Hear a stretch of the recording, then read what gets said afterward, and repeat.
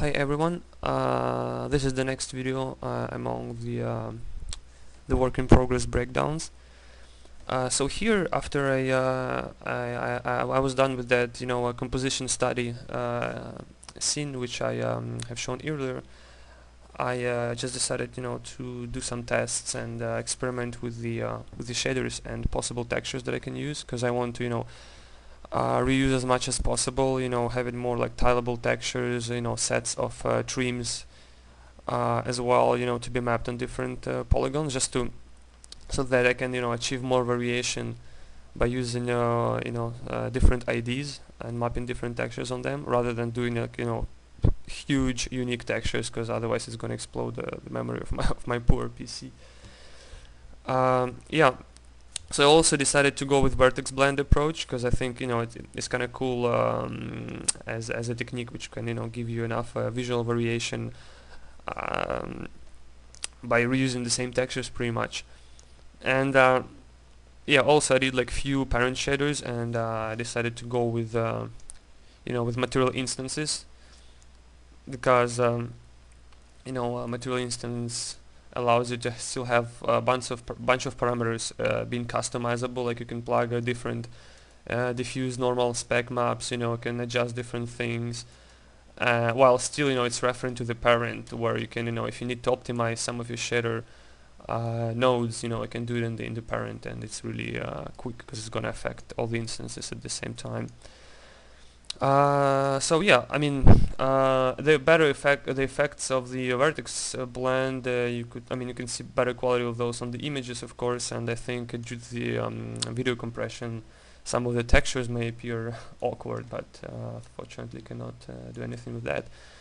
So yeah, I did like few test pieces of rubble, of course, not that big if you see compared to the character. I mean, here I was more going with the larger scale, but yeah, I just decided to go with smaller ones first, so they can test the possible look and how the geometry can be done and everything. And it's more like intended to be foreground elements, so they will have, of course, more detail. And as soon as I'm done with that, I can go on and do a larger scale background pieces, and maybe like even smaller scale pieces around it. But this is more like my testing modules, but of course I'll be using them in the final scene as well, because I think they still can work for some kind of foreground elements. Yeah, so here I'll show real quick. I used all four channels for different purposes. So let's say in this case I used the red channel to have some basic rust. I used green channel to have some paint with like this hard edge. More like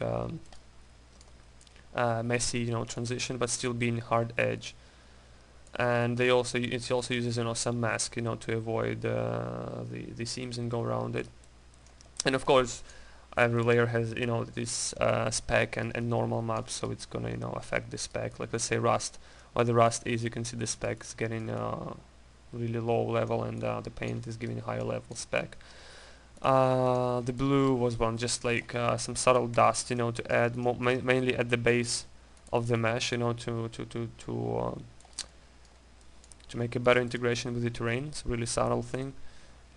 And the vacant alpha channel I just used for like a sorry, I'll bring this up, just for a different type of rust, different color. But I can plug any other texture here. It can be, depending on my need, I can plug more dirt here in this channel instead of the rust or whatever. But for now I just use it by default. But for this another color rust to have some more color variation. Yeah, also what I did recently is that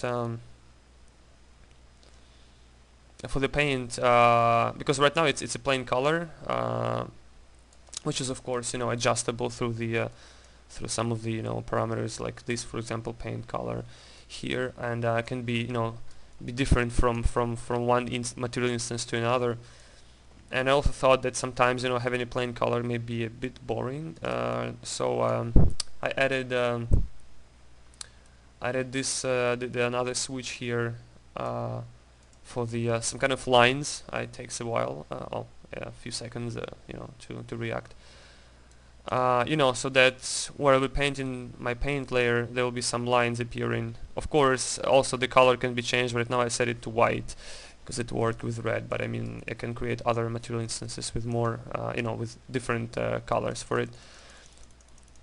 And yeah, we just it's using, you know, it's blending basically two paint colors through the simple linear interpolate using the alpha mask, which is a simple, you know, texture like this, just random lines, three black and white masks in each R, G, and B channel of the texture, and then can just switch between them, and also map my my panels. Basically, the surfaces that have the panels that may possibly have the paint on them, I created the third UV channel for them, so that usually it's mapped on some area here or there or whatever, just, you know, using a few lines to have some, you know, line pattern variation from module to module, you know. And yeah, also of course, like by default I have using one of the channels of the mask, but I can, you know, switch that and switch these RGB channels of the mask and use, you know, use a different pattern. So you can see here it changes right away.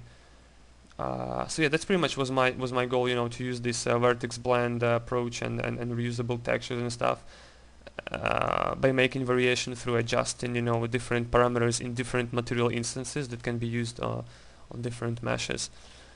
And you definitely want to check out, you know, the 3D Motive, you know, their vertex blend tutorial, really awesome, you know, learning thing. I actually learned, I took most of these approaches from that tutorial.